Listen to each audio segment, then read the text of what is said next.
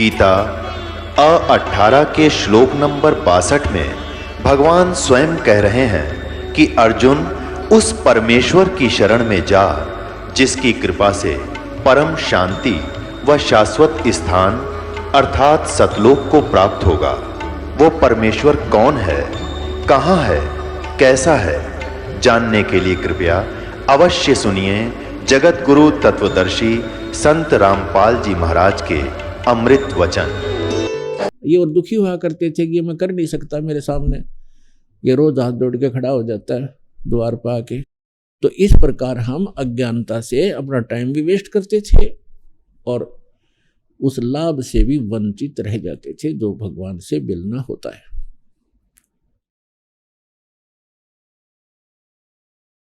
तो जब पतिव्रता पद पर हम आ जाएंगे,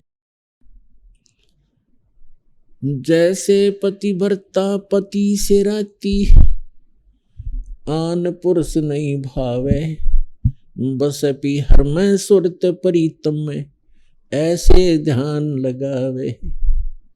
जैसे लड़की का विवाह हो जाता है, अपने पति के घर जाती है, फिर वापस अपने माता पिता के घर आ जाती है, तो वहां वो अपने परिवार में रहती है, लेकिन ऊपर से आव भाव बिल्कुल सबसे बात करती है, खाना खाती है, सारी सेवा करती है, झाड़ू बुहारा करती है, लेकिन अंदर से कसक उसकी अपने पति के अंदर सुरती हरदम बनी रहती है। उसके अतिरिक्त वो किसी में सुरती लगाती नहीं। तो यहाँ परमात्मा कहते हैं जो पतिव्रता पति से राती, राती माने उसके से लीन है, आन पुरुष नहीं भावे, अन्य व्यक्ति में उसकी रुचि बन ही नहीं सकती। एक गुण होता है पतिव्रता के अंदर। और बसपी हर में, फिर भी सुरत प्रीतम में, ऐसे ध्यान लगा है। तो ऐसे पद पर जब हम आ जाएंगे, हम यहाँ पीहर में रह रहे हैं और यहाँ सभी के साथ मिलजुल कर रहना होगा हमने, लेकिन हमारी जो अंतःकरण की जो स्थिति है, अंतःकरण के अंदर जो कशक है वो अपने कबीर पति के अंदर, उस समर्थ पति के अंदर अटूट बनी रहे। तो फिर जब हम यहाँ से जाएंगे संसार छोड़कर, सीधा वहीं पहुंच जाएंगे, क्योंकि हमारी आशा जहाँ आशा ता वासा होई, मन कर्म वतन सुमरिया सोई। तो ऐसी स्थिति में आने के बाद जब हम परमात्मा कबीर जी के अतिरिक्त किसी से भी आध्यात्मिक लाभ की इच्छा नहीं करेंगे,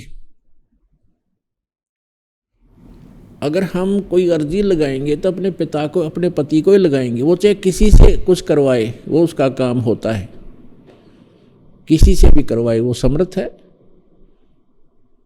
तो तब हम सफल होंगे। तो उस समय जब हम ऐसी स्थिति में आ जाएंगे, तो उस समय परमात्मा अपनी वाणी में आप ही हमें सतर्क करते हैं। जैसे पतिव्रता जमी पर जो जो धर है पाँव, और समर्थ झाड़ू देत है ना काटा लग जावे। समर्थ झाड़ू देते चलते हैं कि कहीं मेरी प्यारी आत्मा के जीवन रूपी सफर में पाप रूपी कांटा ना लग जा, इसका दुख ना हो। तो पुण्यात्मा, जब हम परमात्मा की सतभक्ति करेंगे, उससे हमारे पाप नाश हो जाएंगे और पुण्य शेष रह जाएंगे। जब ही सतनाम हृदय धरो, भयो पाप को नासे, जैसे चिंगारी अग्नि की भई पड़े पुराने गासे। जिस समय कहते हैं आपको सतनाम प्राप्त हो गया, उसी समय आपके पापों में आग लगानी शुरू कर देगा।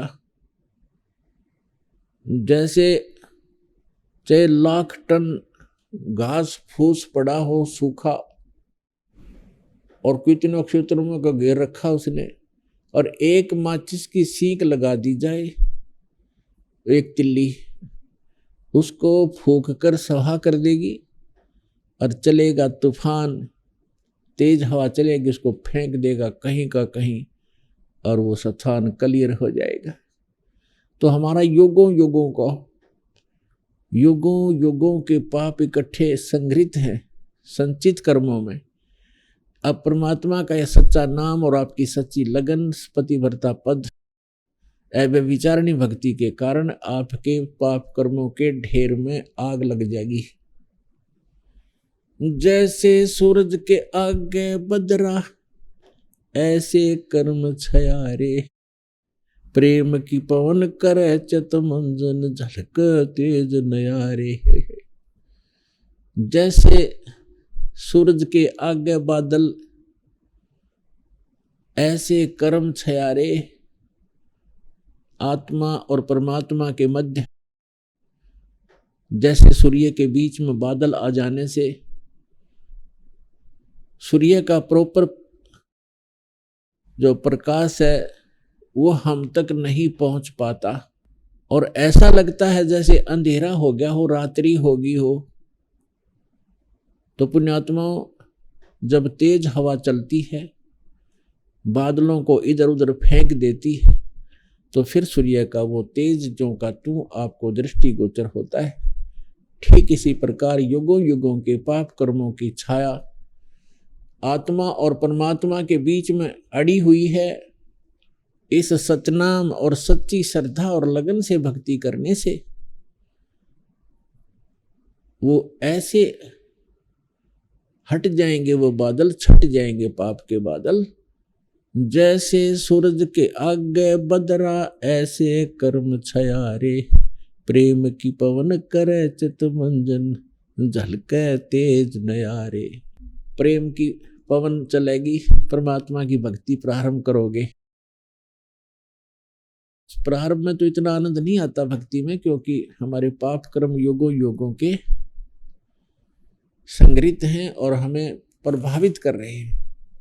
प्रारंभ में तो इस भक्ति के ऊपर धक्के से लगाना पड़ता है जीव को। इतने मंत्र तो करने ही पड़ेंगे, इतने मंत्र तो आपने करने ही पड़ेंगे। आरती भी करनी पड़ेगी, नित्यनेम भी करना पड़ेगा, रमणी भी करनी पड़ेगी। तो शुरुआत में आपको धक्के से लगाना पड़ता है और आप ना चाहते हुए भी शुरू कर देते हो, क्योंकि आपने स्वस्थ होना है, मोक्ष प्राप्ति करनी है। और कुछ दिनों के बाद फिर देखना, आप भक्ति नहीं कर लोगे तब तक नींद नहीं आएगी और वही नाम बार बार जाप करना है, कितना आनंद आना शुरू होगा। तो आपके अंतःकरण में जो पाप कर्मों का जो दबाव था, जबर था, वो हटता चला जाएगा। जैसे तुलसी पिछले पाप से हरि चर्चा ना भावे, जैसे जवर के वेग से भूख विदा हो जावे।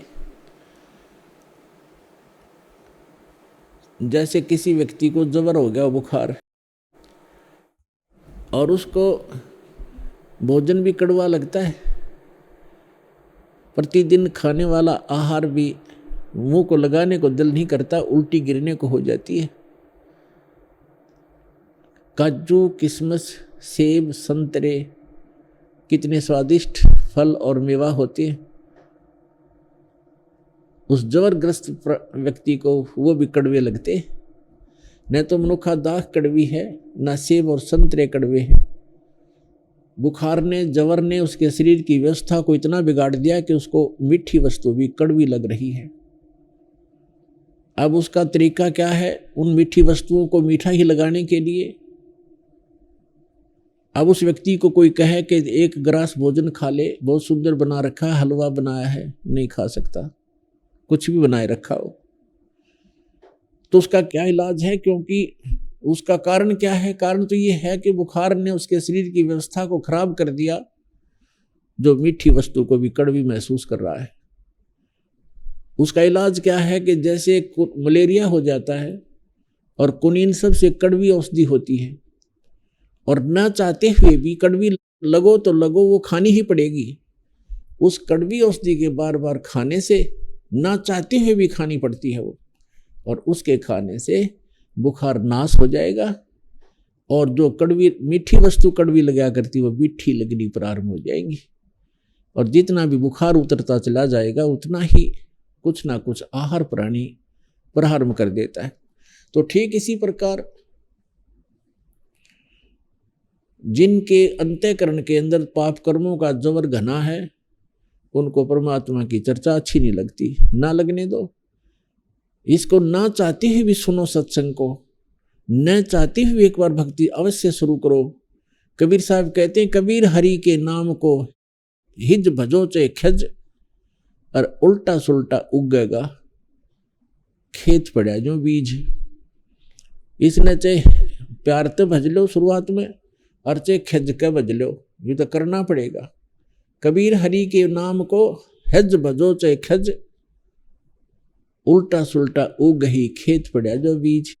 खेत में बीज डाल दिया उसने, उल्टा पड़ो चाहे सुल्टा, वो उगे ही उगेगा। तो इस प्रकार हमने प्रारंभ में तो ऐसे आपने करना होगा, और फिर कुछ दिनों के बाद क्या होगा कि आप भक्ति नहीं कर लोगे तब तक आपकी रुचि नहीं बनेगी, काम अन्य कार्य करने को भी दिल नहीं करेगा। तो जैसे जिनको पहले बुखार था उनको ये कहते थे कि महीने में एक बार आना पड़ेगा। दूर देश के भक्त आते हैं, उनको 3 महीने 4 महीने का समय रखा, क्योंकि डॉक्टर जो है ट्रीटमेंट करने के लिए ही मरीज को बार बार बुलाता है, उसको शौक नहीं होता। तो हम आपको इसलिए बुलाते हैं, आप आते रहोगे, आपकी रुचि बढ़ेगी, आपके शुभ संस्कार बढ़ते चले जाएंगे, फिर आपकी आप पर रुचि हो जाएगी, आप डटे नहीं, डटोगे फिर तय। जब आपके पाप कर्मों का जबर उतर जाएगा, फिर आप रोक के नहीं रुक सकते, हमने बुलाने की आवश्यकता नहीं, आप आया करोगे। आप इस ज्ञान से परिचित हो जाओगे और आपके अंतःकरण में जमा वो पाप नष्ट हो जाएंगे। फिर आपको सतलोकासन बरवाला के बगैर कोई स्थान दिखाई नहीं देगा इस पृथ्वी पर जहां आप ये सोचो कि ये मेरा अपना है।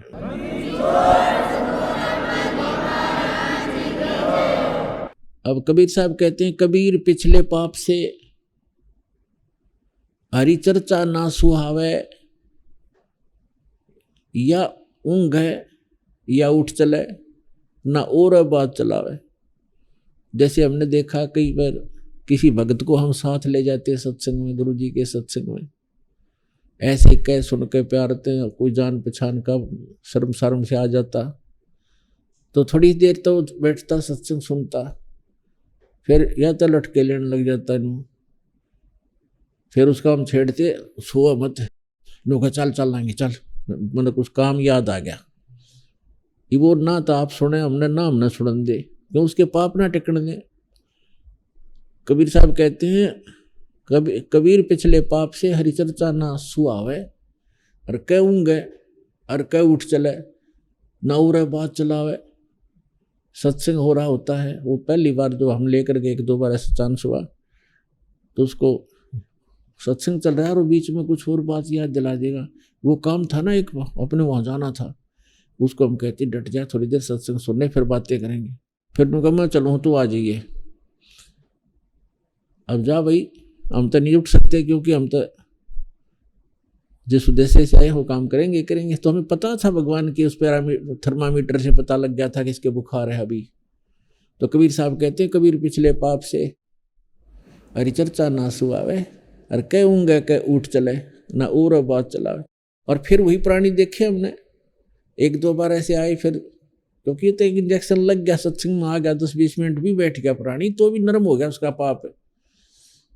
और फिर वही आदमी है 2-2 घंटे जो एक टक देखते रहते हैं, आगे और क्या सत्संग होगा, आगे और क्या बताएंगे गुरुजी। कई बार तो ऐसे होता है, अरे थोड़ा ही सत्संग हुआ आज तो भाई, 2.5 घंटे को भी ऐसा लगता है जैसे थोड़ा ही सत्संग हुआ। तो पाप आपके कट गए और रुचि भगवान में बढ़ गई। तो जैसे बीमार व्यक्ति पहले एक रोटी मुश्किल से खा पाता है, औषधि सेवन करने लगता है, और फिर देखा जब बुखार उतर जाता है तो सूखी रोटी होगी, नोके ले आ फटाफट, सब्जी की आवश्यकता नहीं, सूखी खा जाएगा। और जब पहले वो सारे स्वस्थ भोजन बना रखा होता है 36 प्रकार की व्यंजन का, वो भी नहीं अच्छा लगता था। तो पुण्यात्मा सत्संग में आने से, ये तत्व ज्ञान सुनने से हमारे युगों युगों के पाप नाश होते हैं।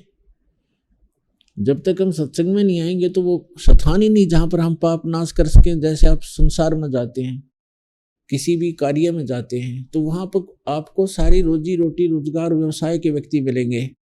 उनकी एक जैसी चर्चा, एक जैसे विचार, एक जैसा भाव, एक जैसी क्रियाएं होंगी, तो वहाँ तो आपके पाप बढ़े ही बढ़ेंगे। अब जैसे कोई, अब ठीक है, काम भी करने पड़ेंगे, फील्ड में भी जाना है और सब कुछ हमने करना भी पड़ेगा, लेकिन उसके लिए तरीका बताया है। जैसे आप प्रतिदिन कपड़ा पहनते हो और काम करते हो, कोई मजदूरी करता है, कोई नौकरी करता है, या कोई अन्य व्यवसाय करता है, कोई खेती करता है, तो कपड़ा मैला होता है, तो मैला होगा, स्वाभाविक है वो। तो फिर उसका तरीका है कि उसको साबुन और जल के प्रयोग से स्वच्छ करो, डेली धो लो उसको।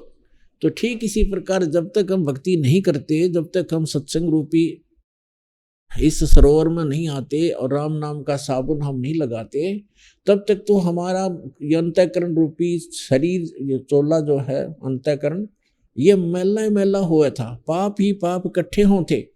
अब हम सत्संग भी सुनते हैं, स्मरण भी करते हैं, दान भी करते हैं, तो हमारा जो मैला तो होना ही है, स्वाभाविक है, लेकिन वो साफ भी डेली हो रहा है। इस प्रकार से हम उन करोड़ों पापों से बचे रहेंगे और वो संग्रहित ना होंगे। अब जैसे गीता जी के 18वें अध्याय में लिखा है कि अर्जुन, कुछ ऐसे कर्म हैं, कोई भी ऐसा कर्म नहीं है जिसमें पाप ना होते हों इस पृथ्वी पे। कोई भी अग्नि धूमा रहित नहीं है।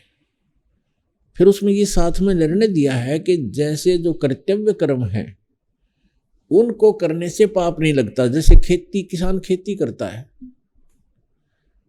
तो खेती करेगा, उसमें तो करोड़ों जीव मारता है सारा दिन में, वो हल के द्वारा फाड़ता है जमीन को, बहन बेटियां पोछा लगाती हैं, डॉक्टर भी इंजेक्शन लगाते हैं, वो जीव मारते हैं जो हानिकारक होते हैं इस बॉडी के अंदर। और वैसे भी कोई व्यापार बिजनेस के लिए, अपने मजदूरी के लिए चलता फिरता है, या कस्सी से धरती खोदता है, कोई भी काम करता है, रोटी बनाते हैं, अग्नि जलाते हैं, इन सब में पाप होते हैं। इसके लिए परमात्मा ने बताया है कि इसका एक विधान है, मानव शरीर प्राप्त प्राणी को गुरु बनाना अनिवार्य है। जब ही बच्चा 3 वर्ष का हो जाए उसके लिए गुरु होना अनिवार्य है, अध्यात्म गुरु। अब जैसे पुण्यात्माओं जिन्होंने गुरु नहीं बना रखे, और गुरु बना रखे हैं तो नकली बना रखे हैं, जिनको जो अधिकारी नहीं है। अब जैसे एक लाइसेंस, ड्राइविंग लाइसेंस होता है, चालक प्रमाण पत्र, तो जिसके पास चालक प्रमाण पत्र अथॉराइज्ड है, ठीक ढंग से बना हुआ, सही अधिकारी से बनाया हुआ ड्राइविंग लाइसेंस है, और वो गाड़ी चला रहा है और किसी कारण से दुर्घटना हो जाती है, तो सबसे पहले जांच अधिकारी उसका लाइसेंस देखेगा। यदि उसके पास लाइसेंस है तो 90% बच गया कि ये अनट्रेंड नहीं है, इससे जो गाड़ी चलाने में कोई गलती नहीं हुई, कोई और सर्कमस्टांस बन गए हैं जिस कारण से दुर्घटना हुई है।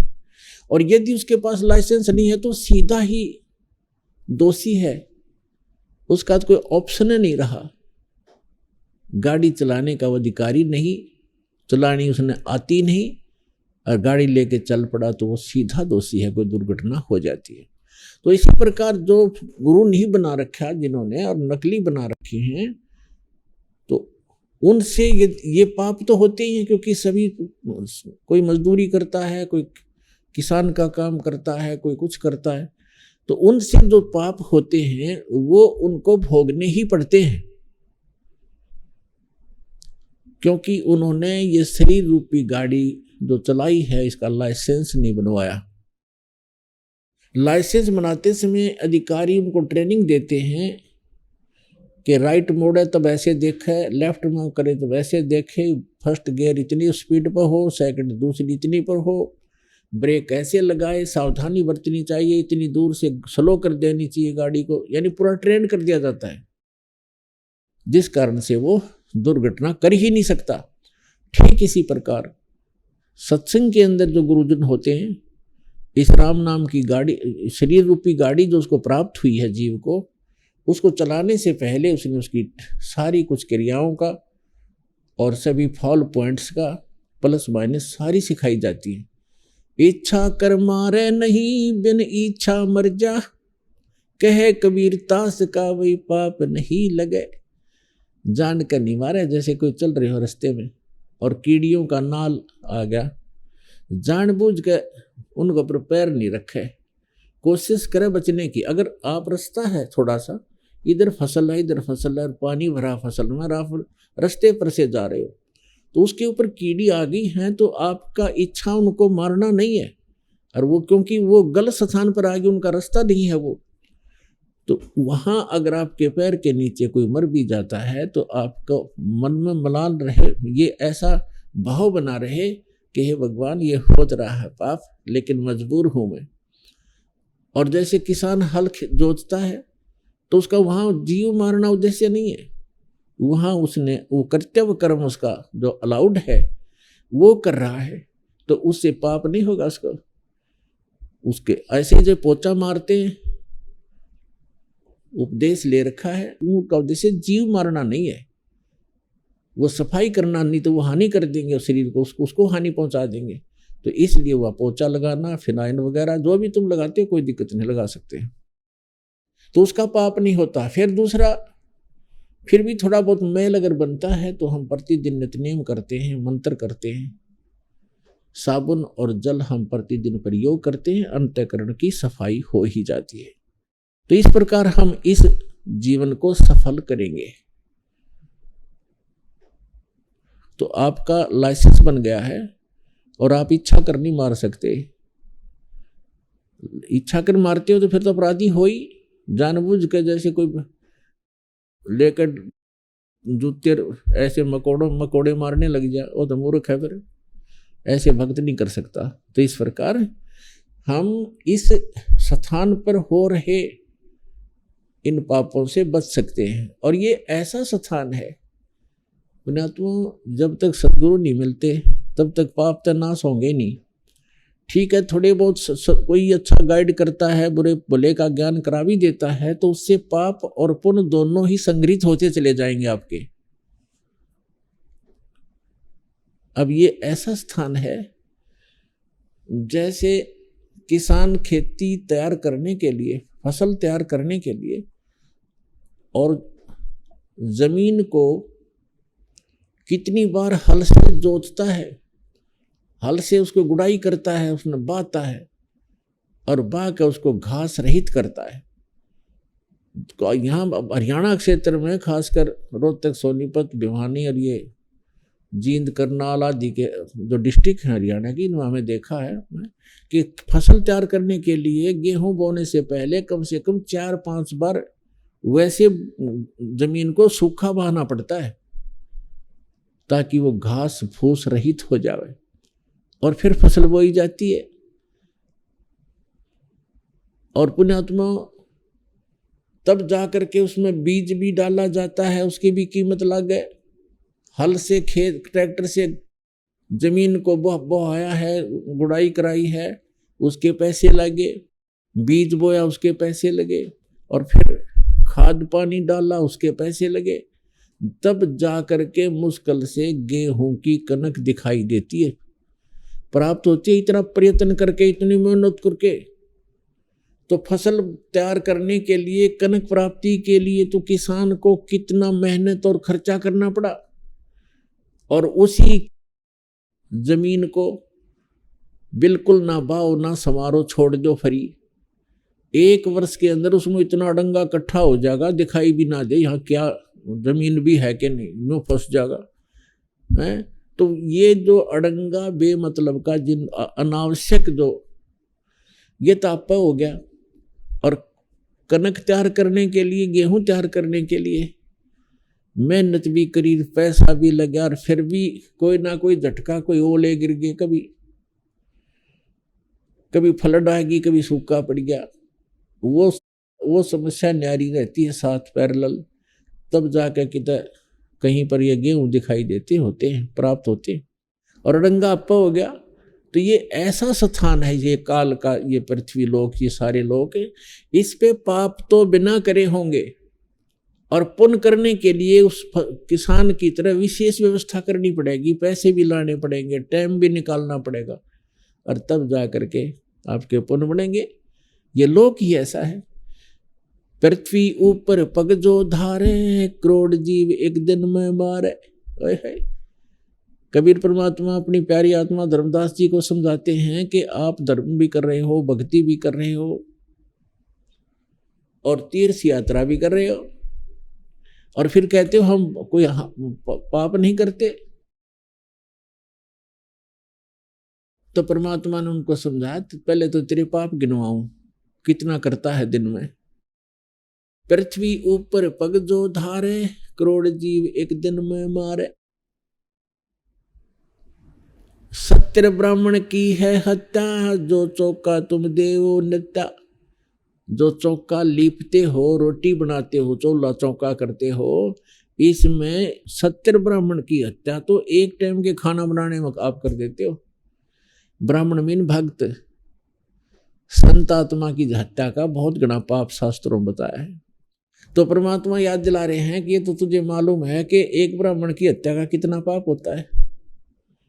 तो अब बताता हूं कि 70 ब्राह्मण की है हत्या, जो चौका तुम देवो नित्या। जो लीप ल्याप कर डेली पोचा मारते हो, 70 ब्राह्मण की हत्या जितना पाप कर देते हो। और ब्राह्मण से हत्या जो होई, जल स्नान करत हो सोई। 1000 ब्राह्मणों की हत्या उस समय कर देते हो जब तीर्थ में जाकर या किसी जोड़ तालाब में आप स्नान करते हो। ऐसे सूक्ष्म जीवों को रगड़ रगड़ कर मार डालते हो, और पुण्य एक भी ना होता तीर्थ पाने का, और पाप ढेर सारे हो गए। हरी बाती पृथ्वी के रंगा, अंत कोट जीव उड़े पतंगा। सूक्ष्म कर्मी कीट मर जाई, सूक्ष्म जीव जो दर्शे नाही। हरी बाती पृथ्वी के रंगा, आपने देखा होगा छोटे छोटे जीव पृथ्वी जैसे कलर के, घास जैसे कलर के, दिखते भी नहीं और वो मर जाते हैं। तो परमात्मा कहते हैं तारक मंत्र कोट जपाही, ये जीव हंसा उतरे नाही।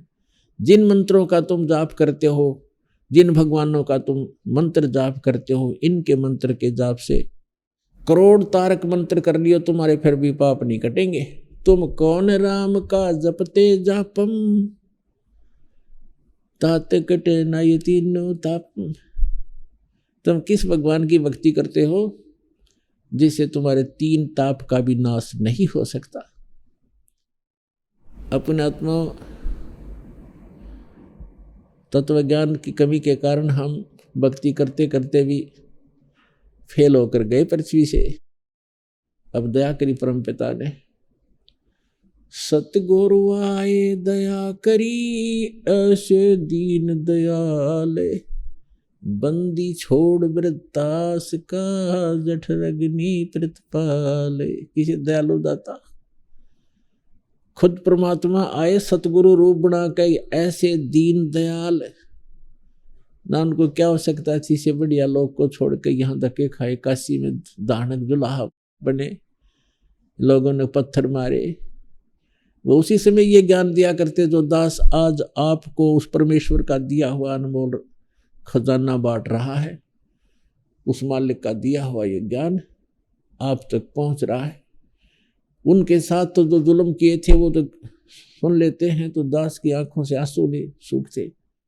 और अब इस दास ने जब परमात्मा के उस ज्ञान को उसके बच्चों तक पहुंचाना शुरू किया, तो दास के साथ कितना जुल्म ढाए, झूठे अफवाहें फैलाई, झूठे मुकदमे बनाया, जेल में डाला। लेकिन समर्थ का संग है, उसका वचन है कि पूरे विश्व में ये ज्ञान जाएगा, पूरे बच्चे उसके परमात्मा की भक्ति किया करेंगे। एक बार पुनः सतयुग जैसा माहौल इस पृथ्वी पर होगा। वो होगा इस ज्ञान से, और भगवान आपका पल पल पर साथ देगा। आप पर बुराई ना करोगे, और बुराई करोगे तो आपको पाप दिखाई देंगे, आप कर नहीं सकते। और जो आपकी आवश्यकता वस्तु होगी भगवान आपको सुबह रखे पाओगा आपके द्वार के सामने। ये वो समर्थ है, कोई बालक नहीं।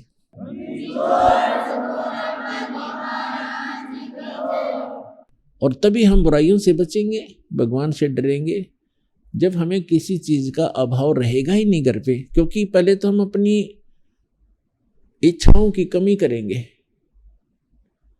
और जब तक इच्छा कम नहीं होगी हम भक्ति नहीं कर सकते।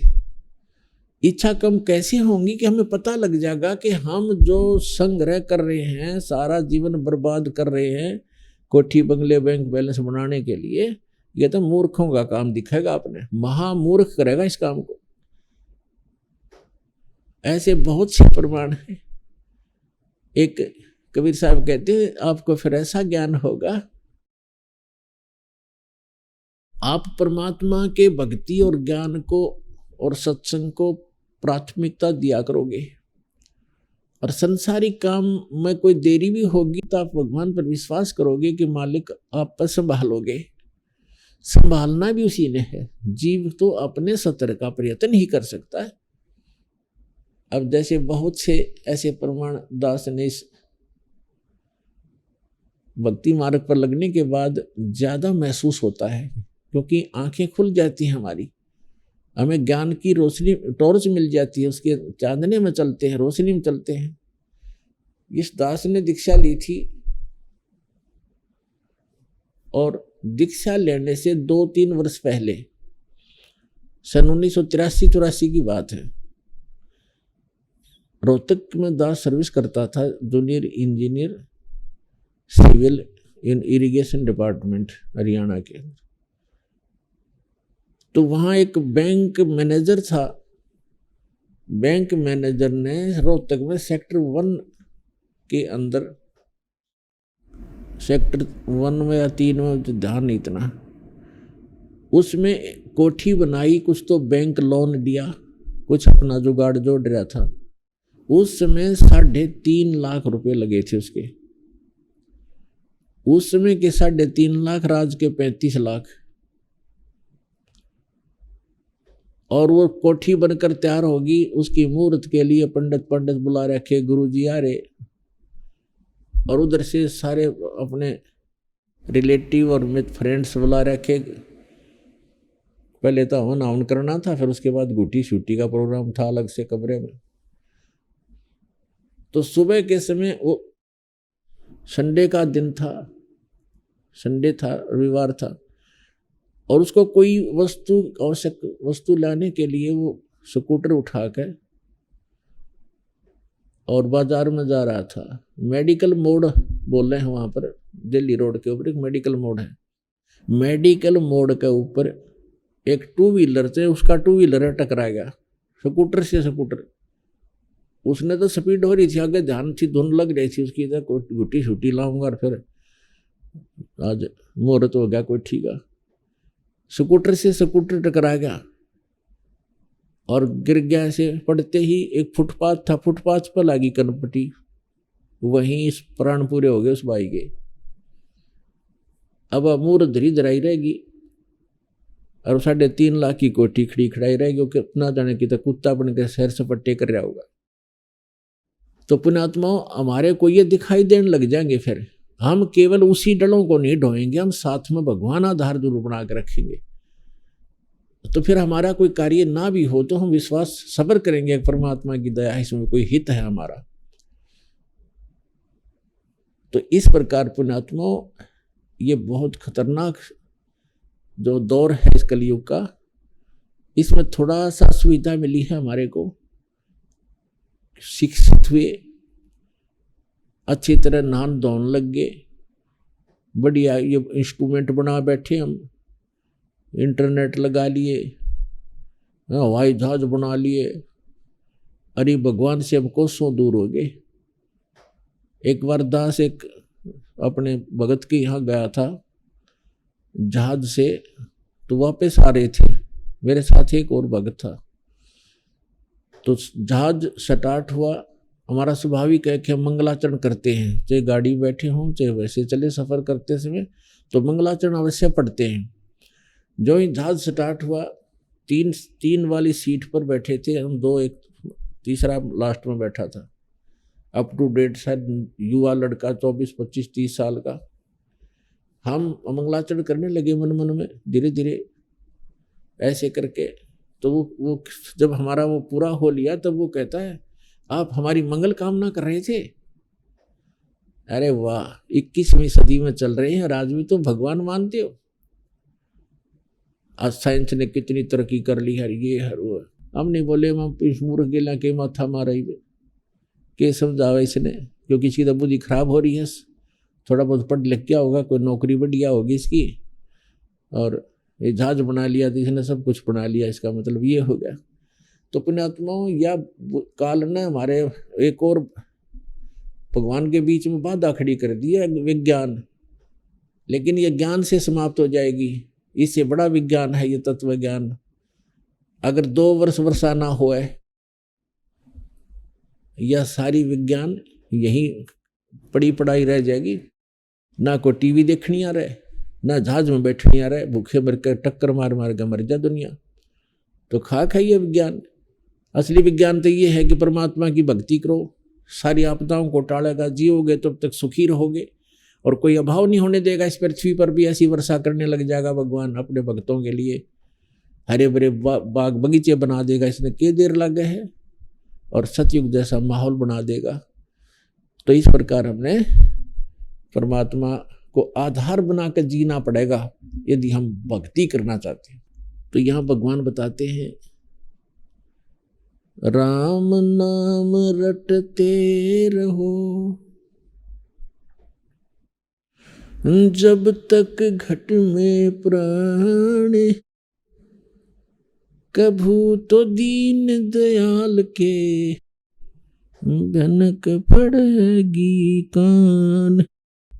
मारे सत्य गुरु दे रहे, हे लारे सत्य नाम सुमर मन में लारे। मारे साहेब दे रहे, हे लारे सत्य नाम सुमर मन में लारे। सत्य नाम सुमर मन में लारे, भगवान सुमर मन में लारे। मारे साहेब दे रहे, हे लारे सत्य नाम सुमर मन में लारे। मारे सत्य गुरु दे रहे, हे लारे सत्य नाम सुमर मन में लारे। कोडी कोडी माया जोड़ी, जोड़े भरा एक थैला रे। कोडी कोडी माया जोड़ी, जोड़े भरा एक थैला रे। खाली आया खाली रे जागा, संग चले ना दे लारे। खाली आया खाली जागा, संग चले ना दे लारे। मारे सत्य गुरु दे रहे, हे लारे सत्य नाम सुमर मन में लारे। मारे सत्य गुरु दे रहे, हे लारे सत्य नाम सुमर मन में लारे।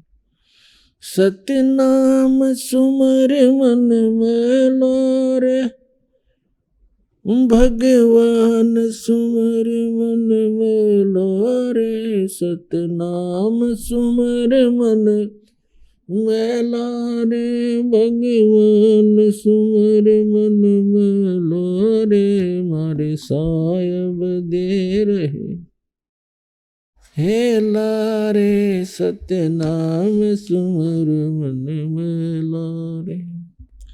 मात पिता तेरा कुटुंब कभी हिला, यो कोई दिन का मेला रे।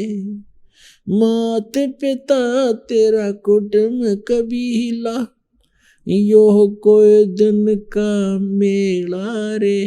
यही मिलाया यही रे बिछोड़ जा, जागा हंस अकेला रे।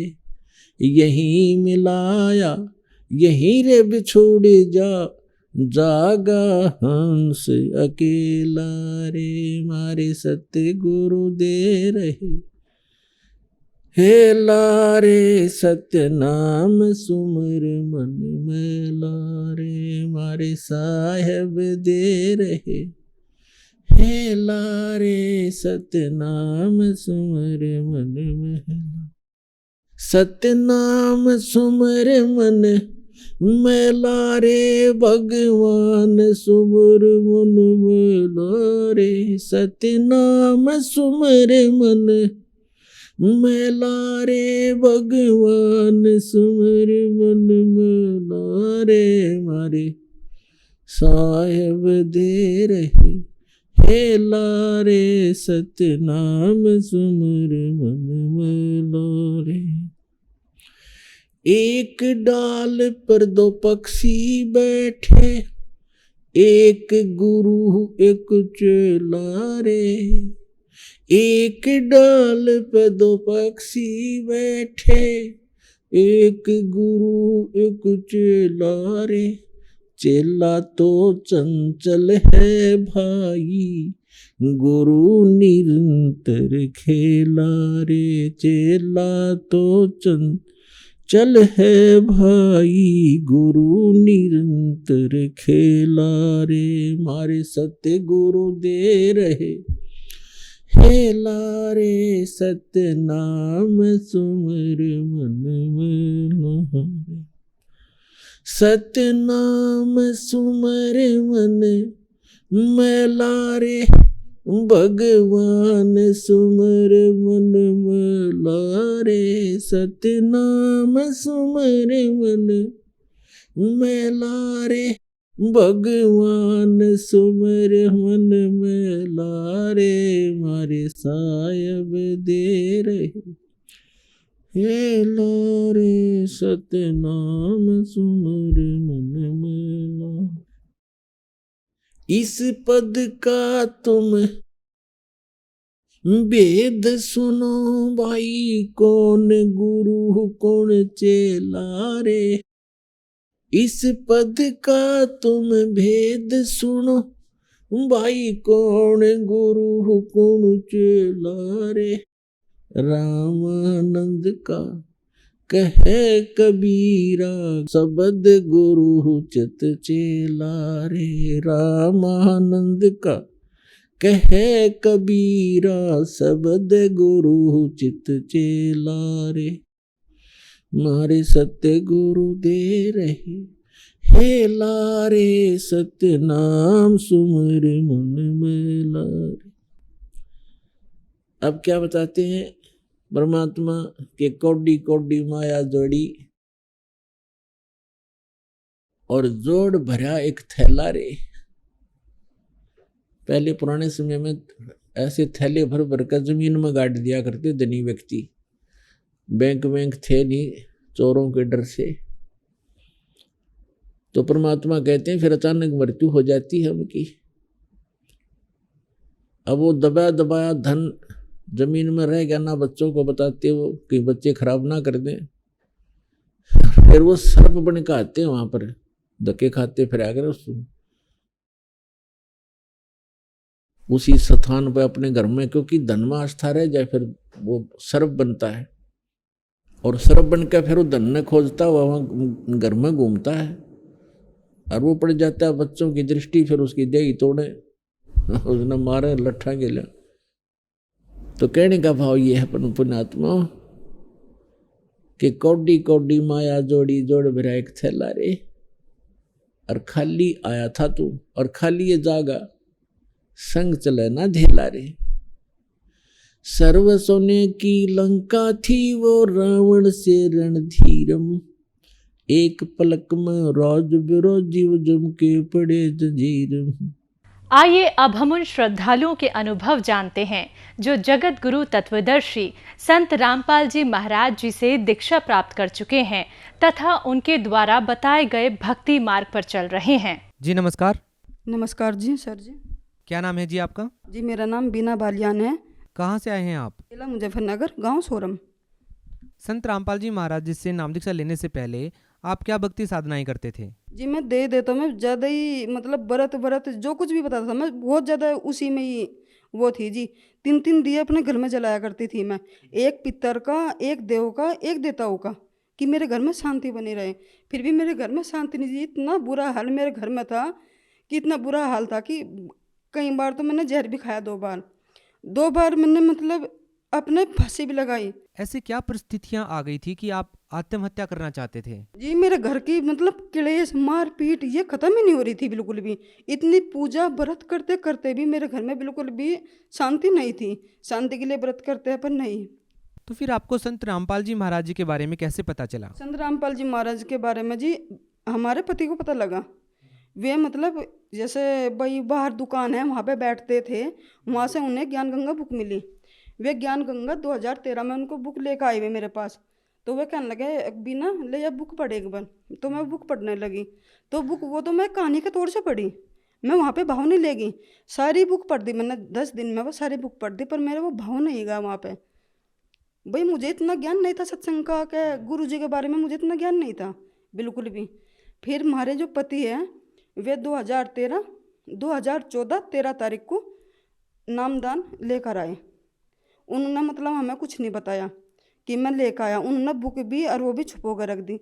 धीरे धीरे मुझे पता लगा, मैं गुस्सा करा, मैं कहने लगी मैं कहा आप मुझे भी ना बताओ वहाँ पे कैसे चले गए।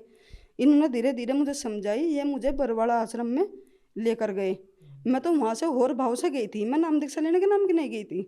मैं तो होर भाव से गई थी, देखो ये कहाँ पे फंस गए जाकर। ये वहाँ पे गए, वहाँ पे इन्होंने मतलब वो करी तो मैंने नाम दीक्षा ले ली। जब वहाँ पे नाम दीक्षा ले ली तो मैं गुरु जी के जो वहाँ पे आशीर्वाद देते हैं परमात्मा गुरु जी संत रामपाल जी, तो मैं वहाँ पे जाके उनसे आशीर्वाद लिया।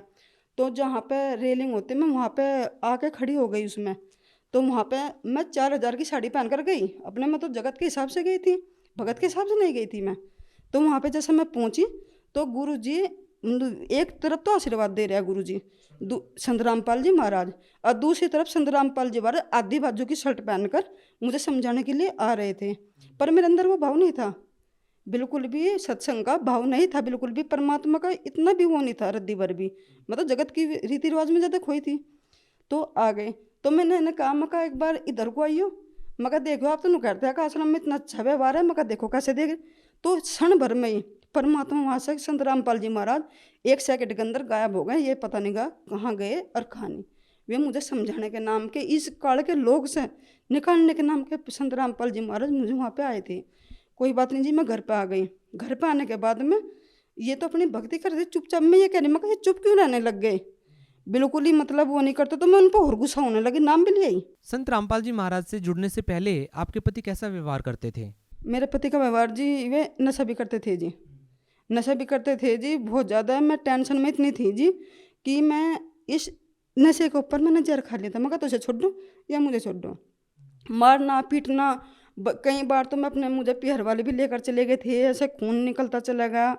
मैं फिर भी मैं कहने मैं रहूँगी तो वहीं पर रहूँगी। संत रामपाल जी महाराज जी से नाम दीक्षा लेने के बाद आपके पति ने नशा छोड़ दिया या उसके बाद भी नशा कर रहे थे? संत रामपाल जी के नाम दीक्षा लेने के बाद ये देखो जौन सा आदमी एक मंडल यहाँ पे एक मंडल यहाँ पे इतनी बीड़ी पीता हो, संत रामपाल जी महाराज से नाम दीक्षा लेने के बाद में वो बीड़ी तो दूर की बात उनके पास बैठता भी नहीं है। जो गांव वाले लोग थे, किसे पता लगा था कि यह लड़की उनकी है, तो वे कहते थे तुमने अपनी लड़की को कहाँ धक्का दे दिया। अब वे ही कहते हैं जगत वाले कि ये इतना अच्छा आदमी है कि इतनी अच्छी बात का किसी के घर में मतलब बैठकर खाना के तो दूर की बात है, पानी भी नहीं पीता, इतना अच्छा व्यवहार का। आपको कैसा लग रहा था जब आपके पति ने संत रामपाल जी महाराज से नाम दीक्षा लेने के बाद नशा छोड़ दिया, उनका जो व्यवहार था वो बहुत अच्छा हो गया, तो आपको कैसा लग रहा था? मैं जी धीरे धीरे परमात्मा में विश्वास होने लगा मुझे। मैं कहा जो कुछ है परमात्मा ही है, संत रामपाल जी भगवान है, जो कुछ भी है। मैं फिर धीरे धीरे मेरी आस्था उधर बढ़ने लगी, मैं इनकी पैर पे पैर रख के चलने लगी। मैं फिर जाके 2020 में दोबारा नाम उपदेश लिया अपना सहारनपुर से। तो उसके बाद आपका संत रामपाल जी महाराज पर विश्वास बढ़ता है, आपके पति नशा छोड़ देते हैं, उनका व्यवहार बदल जाता है। तो आपके जीवन में क्या बदलाव आए? आपको संत रामपाल जी महाराज जी से नाम दीक्षा लेने के बाद क्या लाभ मिले? मुझे भूत प्रेत की बाधा इतनी थी जी कि घर में ना तो काम, खाना बना दी थी, बर्तन भी ऐसे पड़े रहते, चूल्हा भी ऐसे पड़े रहता, मेरे बच्चे गाल मुँह को आवारा की तरह पीटते थे।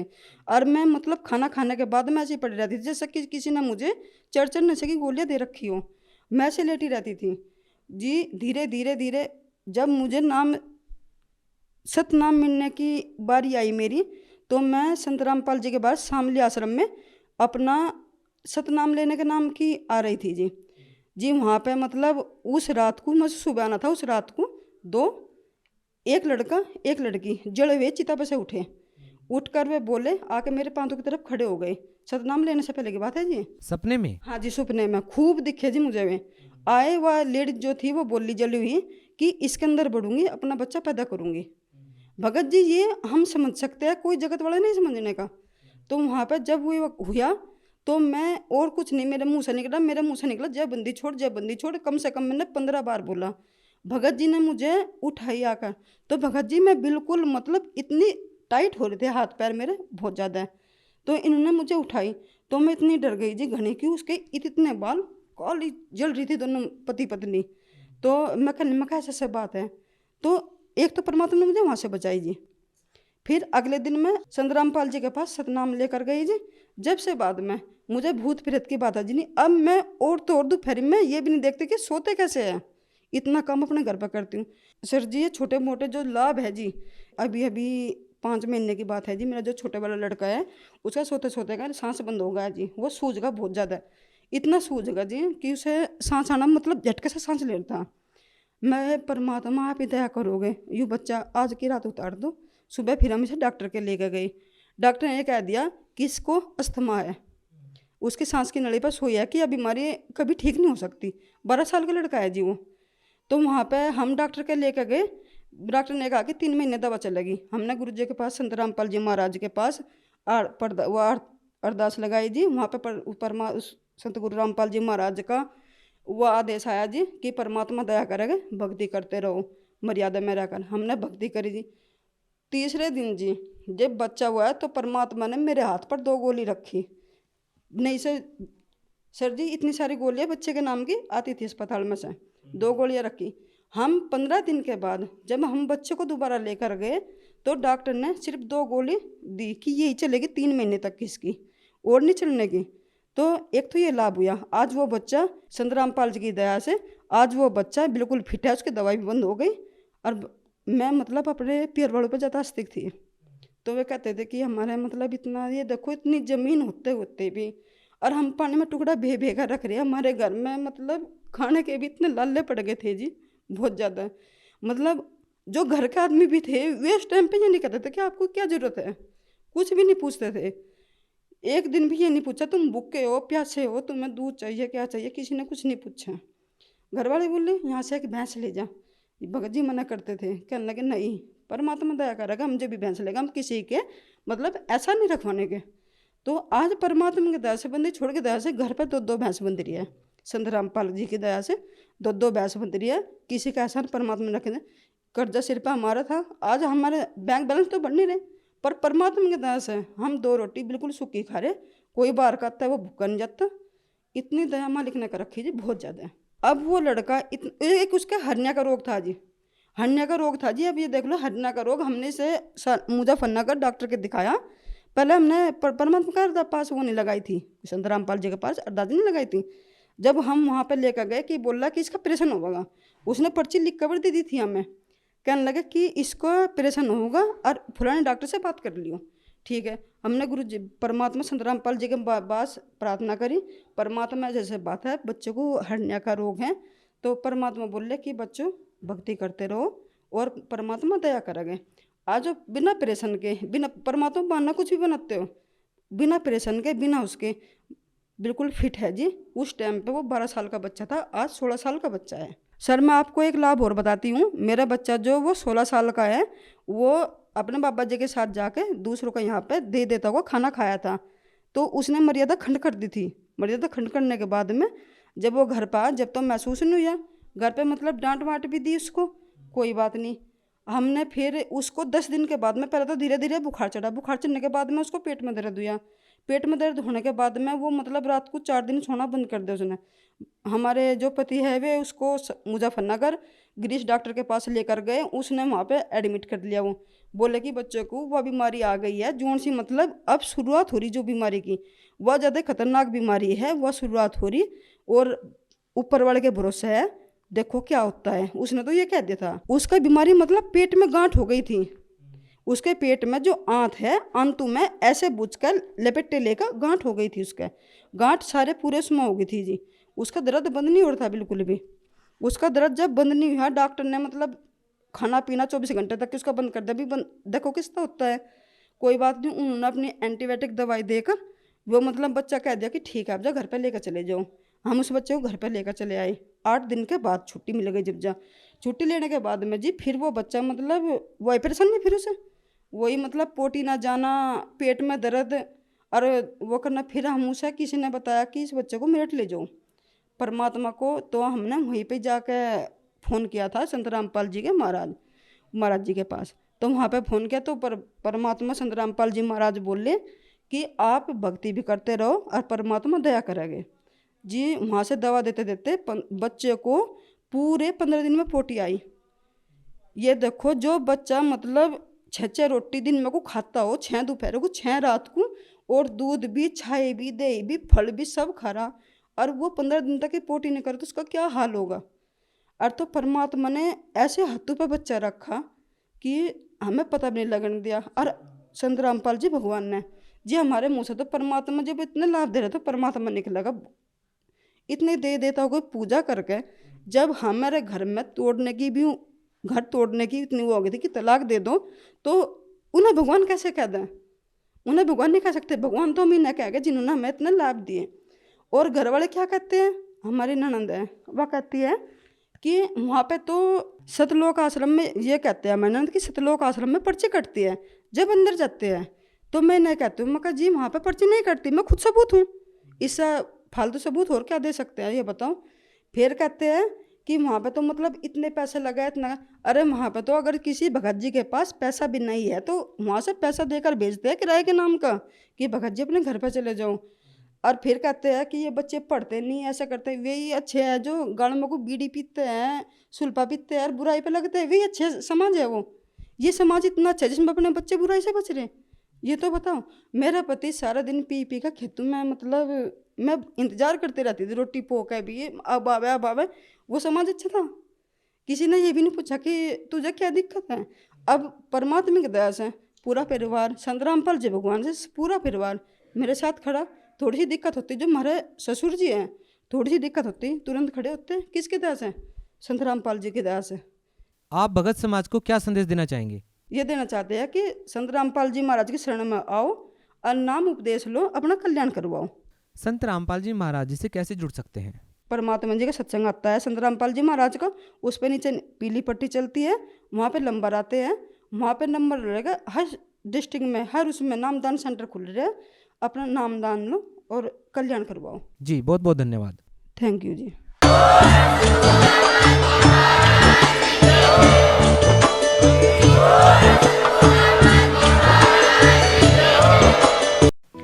आप सुन रहे थे जगत गुरु तत्वदर्शी संत रामपाल जी महाराज के मंगल प्रवचन। अधिक जानकारी के लिए संपर्क करें।